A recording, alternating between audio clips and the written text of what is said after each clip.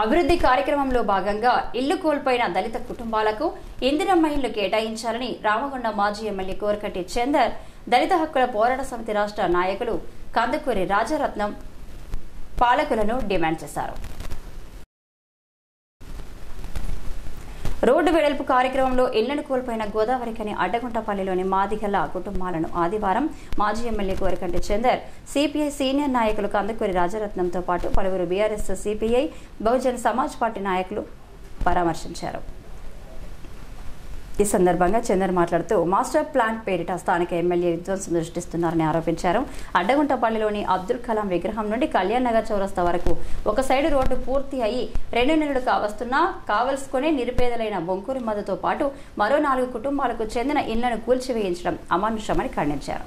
వాస్తవాలు మాట్లాడితే కక్ష సాధింపు చర్యలకు పాల్పడుతున్నారని, రోడ్డు వేసిన 2 నెలలకు కూల్చివేయడం అంటే అది కక్ష సాధింపు చర్యగానే భావించాల్సి వస్తుందని పేర్కొన్నారు. దశాబ్దాల కాలంగా జర్నలిస్టుగా పనిచేస్తూ దళిత ఉద్యమంలో కీలక పాత్ర పోషిస్తున్న బొంకూరి మధు లాంటి వారి ఇల్లు కక్ష సాధింపుతో కూల్చివేయడం బాధాకరమని అన్నారు. ఇల్లు కోల్పోయిన అడ్డగుంటపల్లి గ్రామ మాదిగలకు తక్షణమే ఇందిరమ్మ ఇళ్లలో అవకాశం కల్పించాలని డిమాండ్ చేశారు. కాగా అంబేద్కర్ విగ్రహాలను తొలగించవద్దన్నందుకు కక్ష సాధింపుతోనే బొంకూరి మధుతో పాటు మరో 4 ఇళ్లను కూల్చివేసినట్లు సిపిఐ సీనియర్ నాయకులు కందుకూరి రాజారత్నం ఆరోపించారు. బాధితులకు ఇందిరమ్మ ఇల్లు కేటాయించి న్యాయం చేయాలని డిమాండ్ చేశారు.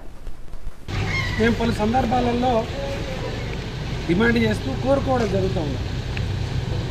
ఎవరైతే ఈ రోడ్డు వెడల్పుల పేరిట నష్టపోతూ ఉన్నారో వాళ్ళకు ప్రభుత్వం నుండి నష్టపరిహారాన్ని ఇప్పించేటువంటి వాళ్ళు ఇల్లీగల్గా చేసుకున్నా ఏది చేసుకున్నా 40-50 ఏళ్ళ నుంచి వెళ్ళి కట్టుకొని ఉన్నారు కాబట్టి ఆ యొక్క ఇల్లును కానీ ఆ యొక్క సెటర్ని కానీ కూల్చేస్తే ఓ 30-50 వేల రూపాయలు కూల్చినట్టే లెక్క.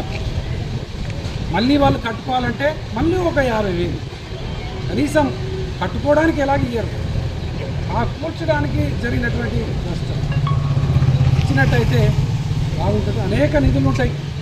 ఇలా సింగరేణి నుండి నిధులు తెస్తున్నారు, తీసి నిధులు తెస్తున్నారు. ఈ విధంగా ఇక్కడ ప్రత్యేకంగా దళిత వర్గం కోసం అంబేద్కర్ యువజన సంఘం పక్షాన అనేక ఏళ్లుగా ఈ ప్రాంతంలో ఉన్నటువంటి అనేక మంది దళిత కుటుంబాలకు న్యాయం చేయడం కోసం పాటుపడ్డటువంటి బొంకూరు మధు గారు మనొక రిపోర్టర్గా అనేక సేవలు చాలా ఏళ్ళుగా అందిస్తూ ఉన్నారు. దళితులకు సేవ చేసేటువంటి ఎమ్మెల్యే గారు కానీ ఇలాంటి దళిత నాయకులకు మరి ఇబ్బంది అవుతుంది అని విన్నవించినా కూడా స్పందించలేదని చెప్పేసి చెప్తా ఉన్నారు.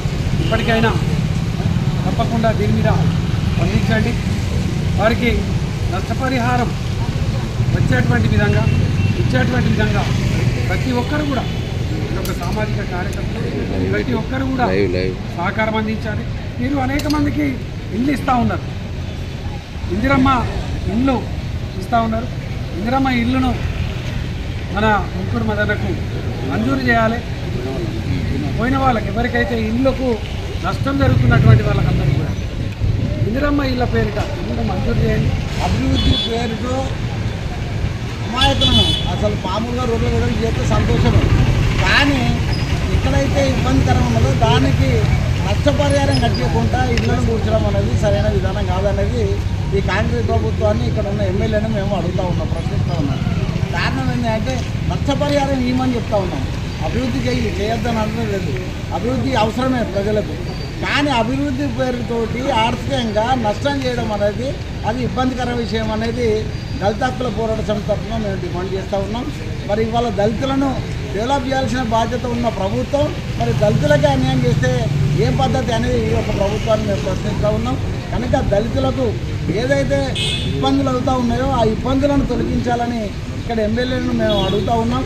ఇప్పటికైనా దళితులకు ఆ యొక్క నష్టపరిహారాన్ని ఎంత నష్టం జరుగుతుందో అంత నష్టపరిహారాన్ని ఇవ్వాలని, అదేవిధంగా ఇప్పుడైతే ఏదైతే ఇందిరమ్మ ఇల్లు కడుతూ ఉన్నదో మరి దాన్ని కూడా బొంకూరు మధు గారికి ఇల్లు కూడా లేదు. ఇవాళ దళితులకు ఎక్కడ వేసినా గొంగడికి అక్కడే ఉన్నట్టుంది. ఏ ప్రభుత్వాలు వచ్చినా కూడా దళితులను అన్యాయం చేస్తూ ఉంది. ఇప్పుడు కనీసం ఈ ప్రభుత్వం మరి ఇందిరమ్మ ఇల్లు ఇస్తానంటారు, కనీసం ఇందిరమ్మ ఇల్లు ఇవ్వాలని దళితులకు ఇవ్వాలని మేము డిమాండ్ చేస్తూ ఉన్నాం. బాధితులను పరామర్శించిన వారిలో బీఆర్ఎస్ నాయకులు నారాయణదాస్ మారుతి, నీరటి శ్రీనివాస్, వెంకటేష్ గౌడ్, సిపిఐ నాయకులు షెరిఘరం చంద్రశేఖర్, బహుజన సమాజ్ పార్టీ నాయకులు రవికుమార్ తదితరులు ఉన్నారు.